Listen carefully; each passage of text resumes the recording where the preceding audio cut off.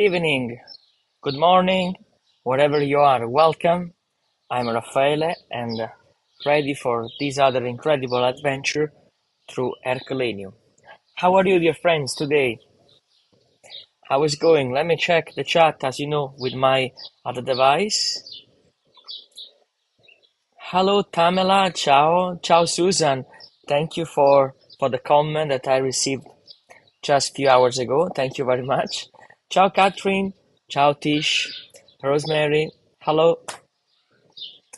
Has been a very hot day, a really hot day here. I guess in the best part of the world, it's gonna be very hot. Today I was on Capri Island and it was tough because all of the crowds with the heat, um, the humidity was very high. It was about 80% of humidity. Ercolano, Ercolano is the Italian name for Herculaneum that today it's written Herculaneum, but it's in English. Ercolano as we pronounce in Italian. Hello everyone. Cold and rainy. Where are you from, Judith? Which is cold and rainy. Where are you from? I'm sitting and I'm completely wet and I just was coming out from the shower. It's incredible.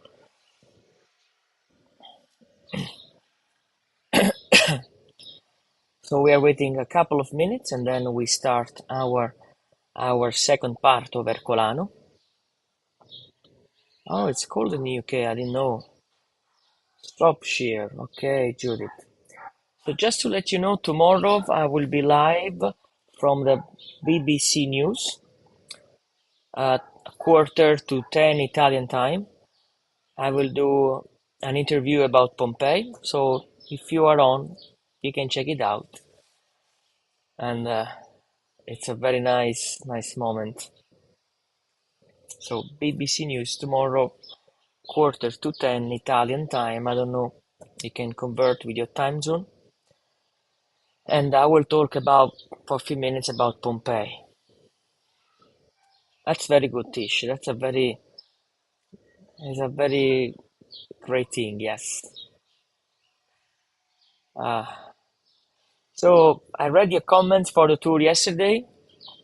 Thank you. Thank you very much. And now we will complete the second part. Next week we will have added two videos as a live tour of Herculaneum. So we will complete our understanding of these beautiful, as you could see, Roman archaeological sites. So, dear family, I think it's time to start our experience. There are not so many people connected. Maybe they will join later or they will watch uh, the video from my YouTube channel. I kindly ask you to share the video with your friends, my channel with your friends, put a like, thumbs up, comment. That's very important for YouTube algorithm, so it will help me a lot to climb the numbers of social media, let's say. So it's time to start our adventure. I will put the device on the other side. And yesterday we left Ercolano while we were talking about the eruption. We have seen, unfortunately, the tragedy with the skeletons. If it's your first time on this channel and you're watching this video, please check it out, the Herculaneum Part 1, because we are talking about an archaeological site and I did an introduction yesterday while we were showing some beautiful part of this Roman colony. So if it's not your first time, you're more than welcome to my channel. So yesterday we started the tour from the terrace, 65 feet more or less above the Roman sea level, because Herculaneum, as we learned, it was totally covered with these tons of something kind of a mud called lar. hard to remove, really, really tough. The excavation started in 1738. At the moment, what we have is only 1/4 of the site. We are going to start now the video from the terrace, from the corner where the tragedy happened, from the docks of Herculaneum. It's not possible to reach the ancient seashore because at the moment they are working to recreate the ancient seashore how it was before the eruption. So I will do another video when everything will be completely finished. But it's interesting to start from there. So 3, 2, 1. Welcome to Herculaneum Part 2 with Raffaele, your private archaeologist. So dear family, it was raining when I ran the video and I can just dream now the rain with these 40 Celsius degrees here in the 18th of July in the Bay of Naples. The terrace where I'm standing is showing you how deep, how much mud the volcano produced during the eruption of 79 AD.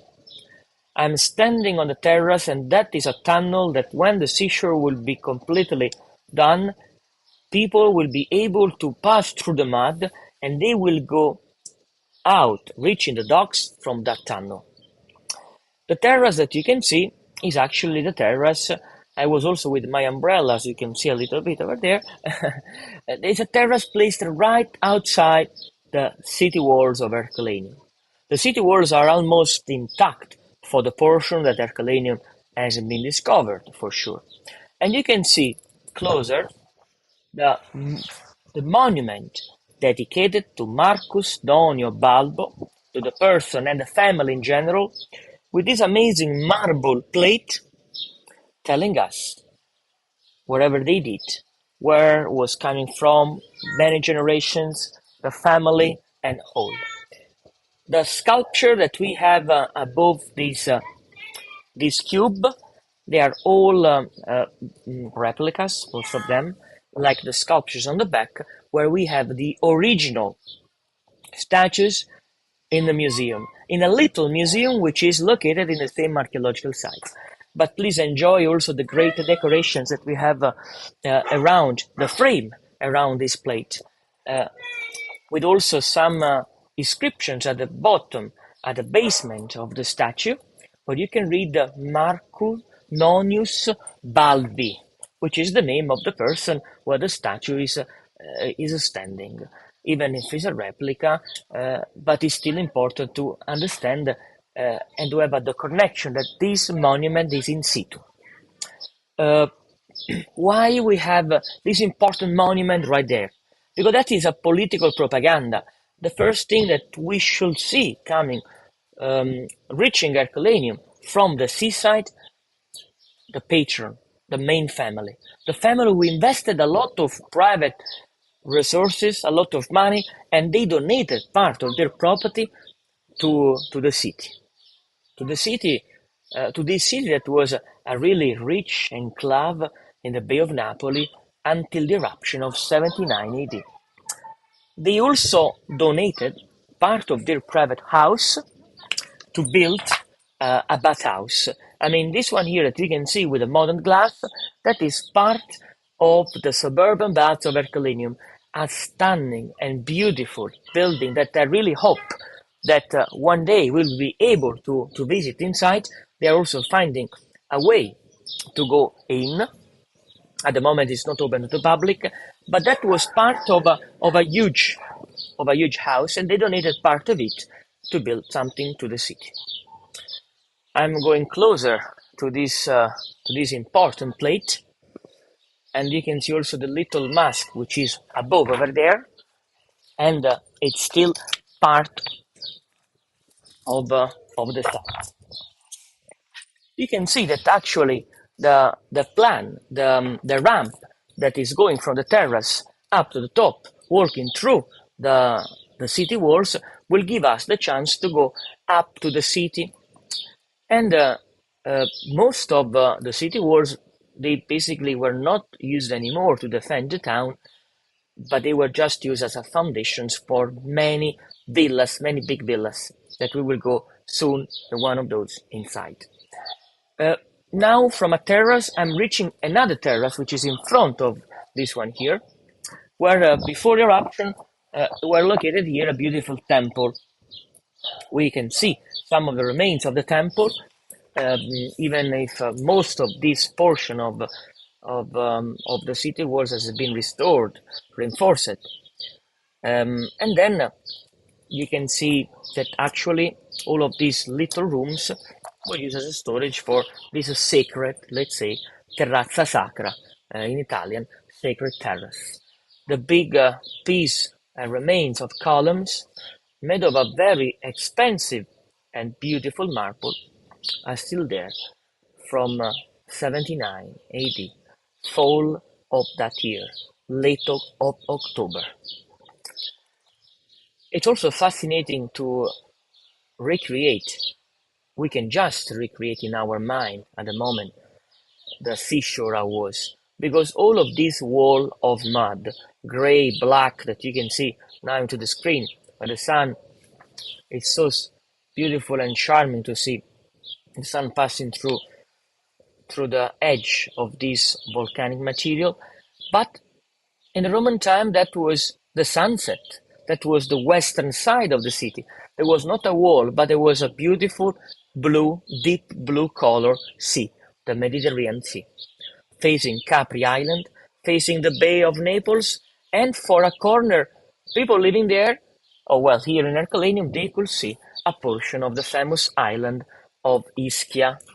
Ischia, that was the first Greek colony ever founded in the early 8th century before Christ. It was called the Pitecussae. Those are the remains, even here. Those are some of the replicas of the plates showing uh, different gods where they should have also statues standing above each of the carving and the plate. As an archaeologist, as you involved at all in these excavations, Suzanne, I'm sorry, but the excavations here, the last one, very big excavations, were in the 1980s, and I was not born in that time. At the moment, they started an excavations a couple of years ago, but just removing like an extra 1 meter deep into the mud, where they found an extra skeleton, unfortunately, another person who died in the eruption. But at the moment, there are not excavations active in Herculaneum.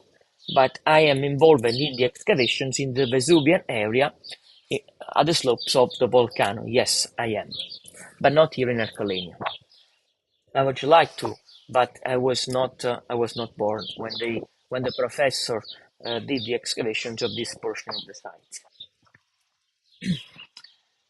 So there is an important gap in between the Roman sea level and the modern one. We have a gap of about 20 up to 24 meters. It depends on the point. But this can help us to understand how aggressive was the power of the explosion, and also how challenging was for the archaeology to remove all of this deep material. So the excavations had a big stop at the end of the 18th century. They started again uh, for a few different stages in between the half of the 1800s, but one of the most important period for the excavations was under the famous archaeologist, director also of the site, Amedeo Maiuri.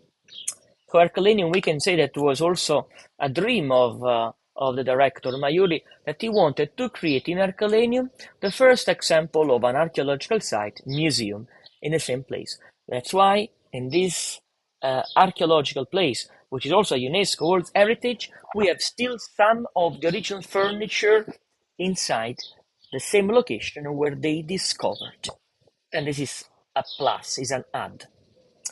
So where I'm standing, unfortunately, this was the path, this was the stairs that most of the fugitives, most of the poor people during the explosion of 79, they have to do, they have to escape, they have to run through this place, reaching someone. They believed that the Roman fleet ship would help them, but unfortunately no. So we are literally at the spot where yesterday we started for the Herculaneum Part 1, and what you will see, for sure the doors are modern, that's not the original wood, but that those are the docks where the tragedy of Herculaneum was happened actually. So that is the place where we have seen yesterday all the skeletons from up of the terrace. What they excavated, did they find a large amount of people, or were most of the people able to escape? Well, Rose, we know by fonts that some of the people managed to escape, but no one wrote how many could survive. So we don't have a proper uh, statistics precise will tell you, look, that 1,340 people escaped. We know that some of the fugitives from Herculaneum were hosted in one of the neighborhood of Napoli called Forcellensis, which is the modern Forcella, the eastern district of the city. But we don't know how many people could leave the site. That was a sad place. That was a really sad place, it's true. But imagine we are now walking from the ancient shoreline, and now we are in the same location where a traveler could be in any day of any centuries from the foundation until the end of Ercolano. That is the original path with part of the clay tiles that you can see broken for sure, that a Roman or a traveler from all over the empire have to step on it. Even the walls of the city walls are still covered with the original waterproofing material that could protect the, let's say the skeleton of the walls, the tufa stone mixed with the Roman cement and ash from the salt, especially coming from the sea, because Herculaneum was literally built right on the seaside, on the seashore. It was always a stunning view, honestly, walking through this ramp to reaching the seaside gate, where we can still have the original vaulted ceiling intact. And then, welcome to Ercolano. Now we are entering the site as a traveler, as a Roman, as an emperor, let's say, did, coming from the seaside. All of the, the the stones that we have on the floor, that is all basalt. Basalt is this very hard volcanic rock. The ceiling is still there, and the walls are all made with this typical opus reticulatum technique of construction that made even stronger and more support weight for things placed above. We are actually now watching part of the opus reticulatum, as you can see. That is something, one of the most important engineering achievement for the Roman time.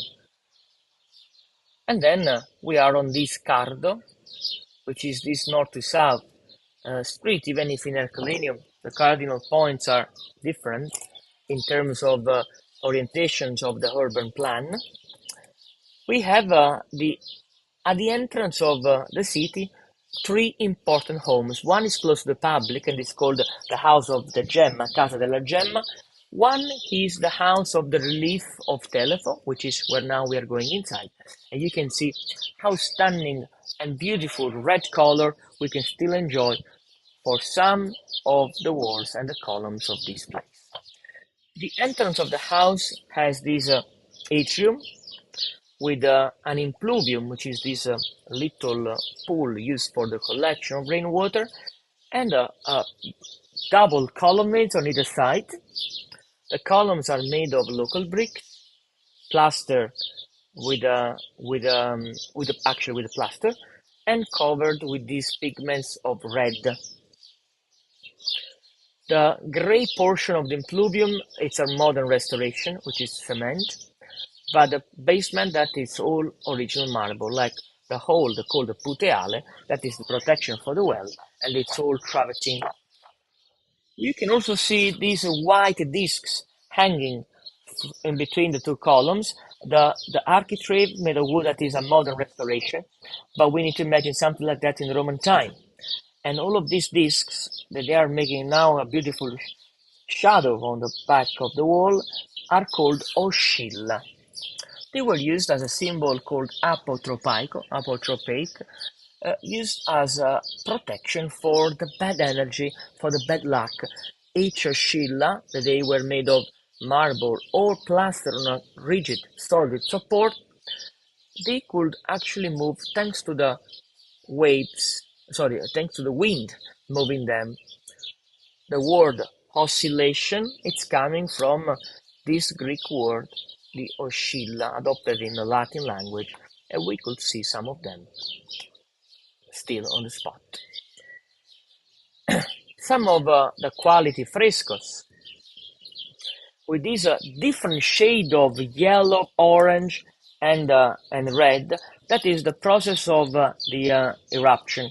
So the eruption, the steam that was high temperature, made a contrast into the pigments. Some of the pigments turned to different colors. But look how beautiful and elegant is the shape of that woman holding a plate, symbol of a perpetual offer, and a peacock's to the left corner of this ideal architectural frame. That is called the Fourth Roman style. That was a big trend in between the time of the earthquake that happened in the 62 and 79 AD. Just to give us a recap for the friends who could not attend the tour yesterday. That is the relief that gave the name to the house, the relief of King Telephon, that was a scene coming from the Iliad, the War of Troy. But let's leave this house because I want to show you another important house, because this one where we have been is not so much preserved. But this one in front, called the Casa dei Cervi, House of Deers, we will see why it's called House of Deers. That is one of the most beautiful homes of Herculaneum I have ever seen. It's great also for the location. It's a house built right above the terrace, the city walls, and we can still see, right here behind the glass, an original wooden staircase. That is a gem, is a treasure to find, to see actually. The original wooden stair, that's me in the screen, that went from the ground floor, and up to the second part of this accommodation. The entrance is right here, where you can see a bench outside for the so-called clientes. Thank you, Carrie, and welcome to the House of Deers. The owner of this house, you will never believe that he was not part of the aristocracy. He was not even a politician, but he was a freed slave. We found a piece of a carbonized bread on this house with a word, celer, that was the name of this freed slave. It was a freed slave that was actually the owner of this house a couple of years before the eruption. How did we know that was a freed slave or someone else? Because in the one of the main road of Herculaneum, the archaeologists found a huge list of Augustales, and most of them were freed slaves. So in the Roman time, a slave could actually change their destiny. It was a very dynamic society. And you can see that they had a very good taste, even if this house was built under the time of the Emperor Claudius, but then has been totally painted and renovated after the earthquake of 62 with this beautiful Fourth Roman style, famous for this architectural design painted on the wall with a perspective, with a 3D like a trompe-l'oeil. Along this crypto portico where the ceiling has been completely restored, we can see some windows open to the big garden, well, double garden that we can that it goes to extend from here till the terrace. There were over 60 little paintings on the wall. Some of them are still in situ, some others have been removed during the Bourbon excavations because the house has been excavated for a small part with the tunnels at the end of the 1700s. That is one of the 60 paintings. It looks like a still life. It's a plate with the fruits, with the figs, with the dates, with the pomegranate. It's similar like a kind of artist who started to paint the still life in between the Renaissance and the Baroque. Some of them are very well preserved, some other not so much, like this one here, but the next, Dear Family, I think it's phenomenal. It looks like a kind of, please forgive me, but it looks like a Caravaggio, for sure. Not of that quality, but the style, I mean, the sense, the concept. Even the floor of this covered passage, it's completely covered with the mosaics and with a big piece of very expensive marble. So imagine walking through this house with two gardens in between these four wings. The main rooms, like the bedrooms, they were located facing the coast. Waking up in the morning or after a relaxed afternoon, chatting about philosophy with a carafe, maybe silver carafe, of a spiced wine overlooking the bay. This was a dream life. And here you are, this is the view that the owner, the members of this family had every day, watching the sunset, because what watching now is the western side of Herculaneum. It's one of the largest accommodations found into the city, and wherever we are, in each corner of this house, there is a perspective games where windows are in connections with the doors and till the terrace. That is a very expensive mosaic, sorry, modern mosaic that is an opus sectile floor with a rectangular and triangular piece of expensive marble from all over the Roman Empire used as a decoration for the floor. Then there is a little patio above the terrace. Also, this big rectangular piece of marble with a line of alabaster used as a decoration. Well, it's not completely preserved, but what we have is enough. And that is a table with three legs with the shape of lions overlooking the sea. So this was an important impact.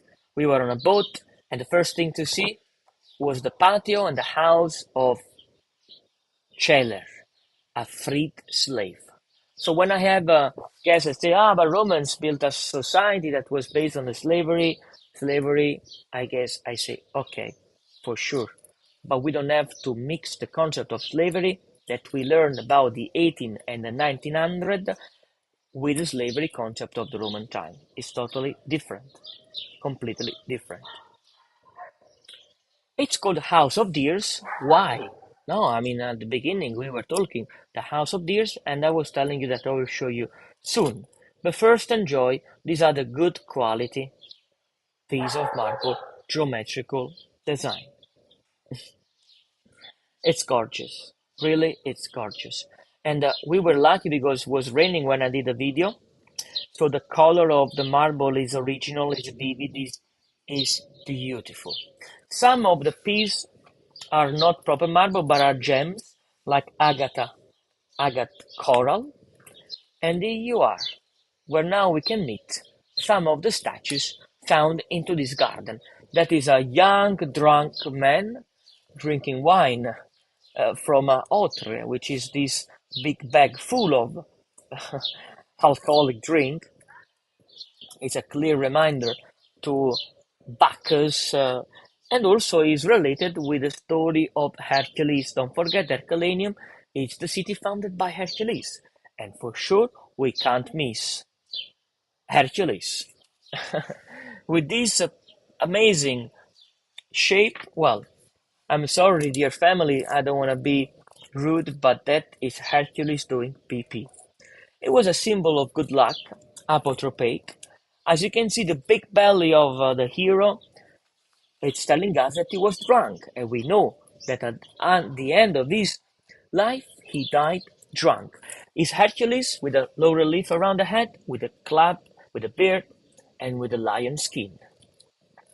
It's a remarkable piece of art. But this house is called the House of Deers because were discovered deers and dogs hunting and killing them. I believe it's another connection with the myth of Diana and Action. One deers and dogs to the right, and one deer and dogs to the left. It's a stunning house. The detail that I will show you now um, for the statues, look at how vivid and real it seems, something like this. But it's also beautiful the decorations that they adopted above the entrance to go to the dining room, and the decorations, well, even if part of this triangular entrance has been restored, you can still see part of the original mosaic, that is the face we believe is ocean, um, with the original tesserae of glass paste mixed with the several colors from the cobalt, from the malachite, from ochre, and the seashells that for us, for archaeologists, I mean, it's a big treasure because we can do carbon 14 dating thanks to the organic material, and we can have a less error for the age. So imagine when everything was completely covered with these shining mosaics, how beautiful it was for a guest coming here for the first time, and then they could eat all together in this beautiful room with this elegant, dark color frescoes. That is my shadow because it was at the sunset, with this expensive and beautiful floor. It's one of the most well preserved rooms in terms of frescoes of all the city of Herculaneum. How is it going, dear friends? Are you enjoying? I hope and I guess so, no? There were also other little rooms around called ecus. They were used as a lounge. Mainly they were painted with a contrast with a dark color and orange pigments. As you can see right here where the pavement is, I mean, is still there. This house, if we will have a modern water, a proper roof, closing with the doors and the Wi-Fi, we can still live in a house like this. The ceiling has been restored, there for sure, but the paintings that you can still there found on the floor and relocated where they were, like a sort of a puzzle game, it's giving us better the feeling to be in a complete Roman house. Thank you for your message in the chat. Ah, thank you, Julie. Thank you very much. Remember, dear friends, to share the video, the channel. Thumbs up, please. Put a like and comment as much as you can, because YouTube will help me to make this video running also for other guests that maybe they are not still subscribed to my channel. Remember to subscribe to the channel because that will be an important thing for me. As you can see, the pavement of the corridor is intact, is complete. We are walking all around, so in this case we can complete the whole understanding of this house. But please, if you have some questions, don't be shy. That house, yes, Carrie Ann, yeah. Uh, the second portion of the corridor, it's covered with this light color and garland of flowers. The light color used for the second part of a panel on a wall, it was also used to give much more reflection for the light coming from the few windows that they were located around, because there were not so many windows on external walls, also for a safety reason, but there were windows open to their inner garden. The the bottom part of a window that is still the original marble, where we discovered also some window frame. So it means most of them had a window frame and a shutter around in case the sun was too much. Those are little masks, another apotropic symbol, and the contrast with the red, then black panel, and then blue It's really, really elegant. Those holes into the wall were the excavations of the end of the 18th century. Those are little cupids playing with a helmet, with a shield, with a club. Reminds a lot the weapons of Achilles. Yes, yeah, you still is all these still the same fruit slaves? Yes, this is all the same house, Sandy. Still the same house. You're right. It's interesting because they discovered these carbonized loaves of bread with the name Cheller, so we know actually the name of uh, of of the owner. Maybe how lavishly decorated the homes were. Yeah, they were really, really civilized. A lot. We lost the concept to make our homes with the colors. We mainly have homes. At least I'm talking for Italy. I don't know in your countries, but they're mainly white inside or just one plain color. But Romans invested money in art. They were artists traveling from a town to another, working for several families or for the public thing. Herculaneum also is a rare example of a colony because it was not very big, but it was very rich. There were not so many people living there, more or less 4,000, but it was really powerful. There were people who had a huge political weight for the empire. One of the villa that is still buried for the best part, but there is a copy of that in Malibu in California, the Paul Getty Villa. The owner of that villa supposed to be the father-in-law of Julius Caesar, Lucius Carpunius Pisone. So, as you can understand, really important families lived in the Bay and in Herculaneum in the early Roman Empire. So now we are leaving the house. You can see that the double color of the roads, not because of the rain, but one portion of the road is made of basalt, which is that one very dark. And then it changed. Yesterday we have seen the same road, but we were at the crossroad. So now we are covering another part of Herculaneum. This part of the road, it's made of limestone. As you can see, I'm showing you better this little but very important detail. That's me saying hello, hello. Sidewalks are higher to avoid that water in case of rain could reach the entrance of homes, so little commercial activities placed at the ground floor. The city again had no stepping stones because most of the town had an underground tunnel so the rainwater could be collected and then went directly outside to the sea. What did the freed slaves do for work? He made a fortune. Most of the time, the master of a slave uh, made them freed, but also donated their properties. Some of the slaves, they were very smart, they were very good in the commerce, they had different commercial activities, and what they did. But they could not be part of the real political life.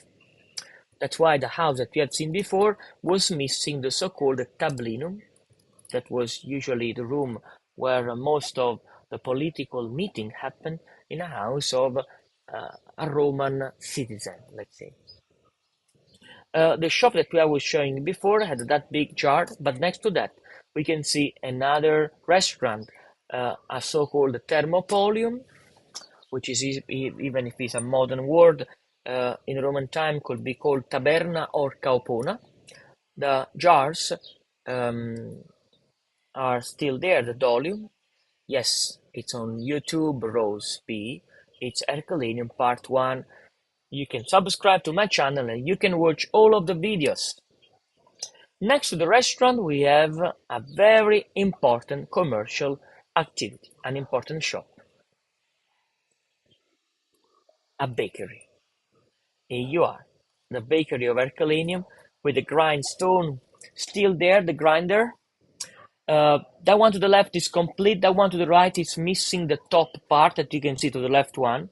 So that's why we can focus on this.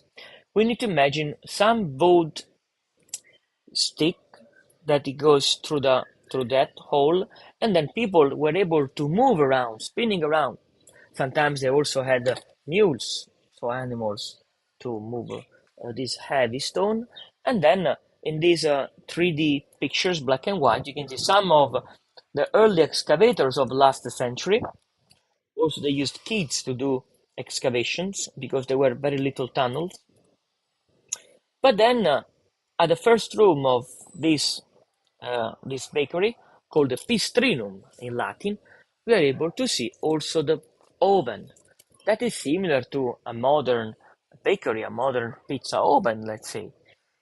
And Herculaneum, like Pompeii, gave us the chance, that is the oven, gave us the chance to discover inside the oven that you can see there, the mouth, carbonized bread. It's interesting because above the mouth of the oven, you can see, let me make a pause at the moment, you can see two reliefs. I don't know if you can focus your attention right above the line when you start the curves of the oven. There are two reliefs. Those are two phallus. The phallic shape was a symbol of good luck and protection, not just for the commerce, but also to protect a good results for the bread. Because don't forget that if you had a bite on a bread with the residues of stones inside, then it was a very high case of infection. It means death 2000 years ago. So the price of the bread also might change, not just by the quality of it, but also by the quality of the grinded stone that they used. If they had a stone with a lot of residues, then it could be dangerous to buy that loaf of bread. If it was a very good quality stone with a less pieces of it inside, there were less chance to have a problem while we could eat our bread. Thank you, Rosby. Thank you. That is another great view of it. We can dream, we can feel the Roman life at that point. We can also feel the tragic last hours of a site. The city is totally designed north to south, east to west, so it's a perfect grid. And then I'm now crossing the sidewalk, reaching the crossroad. Yesterday we left the tour. Yesterday we were around this fountain. I don't know if you remember the travertine fountain, the big restaurant, the so-called Grande Taberna, and that is another lead pipe. That this lead pipe could bring the water, clean water, connected with the aqueduct directly to the fountain, so to several buildings like a bathhouse. That was a very good corner shop. Better preserved, it depends. Yesterday we faced this concept. What does it mean better preserved than Pompeii? It depends where you go in Pompeii and where you are in Herculaneum. Yesterday as well, we went inside this house. Uh, both are really well preserved. And the preservations of both cities is because of a tragedy. This is a point that I will always say to my guests, because we cannot forget what happened here, why we are talking about this place, why you are connected from all over the world, because of a tragedy. So, the last part of the video, I will show you another important house, just to give you an example of how different could be a house, even if they had the same layout. And the house that now we go, which is the wall to the left, this is also one of the friends of Herculaneum. Lovely cat. Hello, kitty. There are a lot of cats living here, so the city is still alive. Maybe will be one of the soul of the people. Who knows? And welcome to the house called Casa Sannitica, which is the oldest house in Herculaneum. The pavement with these stunning mosaics and the walls painted with the so-called first Roman style called faux marble decoration, because the style is like a fake slabs, painted slabs of marble. The ceiling, which is with this second style, it's reminding us a lot a coffer ceiling. You can see better now with the squares what I mean. Welcome to the atrium, which is called Atrio Ellenistico, the style that we have here. And for the first time ever in a Roman architecture, we have a fake banister made of plaster on three sides of the upper floor. Because we must know that in origin, this house, built in the 2nd century BC, was way larger, and it was like an entire insula of the district. But then one of the owners sold part of this house to another property, the house that we have seen yesterday, the Nike decorated capital. And then there was not space anymore for a proper huge terrace. And then architect and artist involved together, they made this beautiful perspective. The ceiling, the wooden part has been restored, but the clay tiles, most of them are still original. The impluvium made of marble, it's still there, like these great spiral decorations with the mosaics. This big dining room with a little window has still for us the stunning geometrical, beautiful mosaics on the floor. It's a super archaeological site, really super archaeological site. I love it. I love also the detail of the ducks painted on this part of the pillar. You can see maybe they loved with ducks. Who knows, family? It might be a solution, I guess. In one of the ecus, which is one of these little room, you have one of the most preserved frescoes of this house with a contrast of blue color, architectural design painted on the wall, and a white portion above there.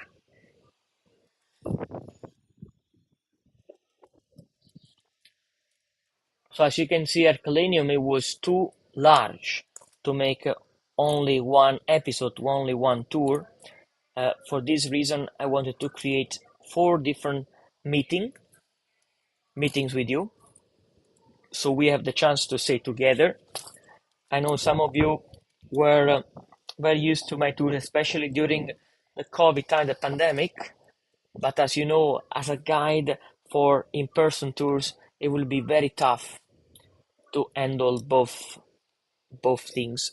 So I found a very good uh, solution with this as a live tour. I was telling you before that it's also really hot to walk around with a phone, because the phone will be completely blocked, because the iPhone has some temperature lock that it goes up, it's completely turns completely the screen black. So dear family, we are at the end of our meeting for today. Next week we will discover the bathhouse, and I will show you, I don't want to spoiler, other amazing things of this great archaeological site. Let me stay with you now. Here we are. I'm using my fan because it was pretty hot. Thank you for your time. Thank you for being, I don't know if it's very early where you are or pretty late, but it was a great pleasure to be again with you. It means that if we have people coming often, something good we are making. So remember please to subscribe to my channel, put the bell on so you will get all of the notifications about my tours, also some last minute live tours. For example, let's see, tomorrow I will be in the area of Sorrento. I can be live with you if I will get a good Wi-Fi, so you can see some areas of the coast. So that is really important. And if you like, and I will be very happy about it, you can leave a coffee or you can leave a donation through PayPal. My suggestion, when you use PayPal, please don't put products, but if you make family and friends, you won't pay any commission. I won't pay any commission. So if you just click family and friends, the full amount that you are sending, it goes to me, and without any commission from either side. So thank you very much. You will find the links for all of these things down to the description. And we will see next week. Now I need another shower, honestly, because the humidity is so high, even if it's evening. Thank you, dear friends. Thank you again. From Raffaele, Herculaneum, and Naples, see you next week. Stay safe wherever you are in the world.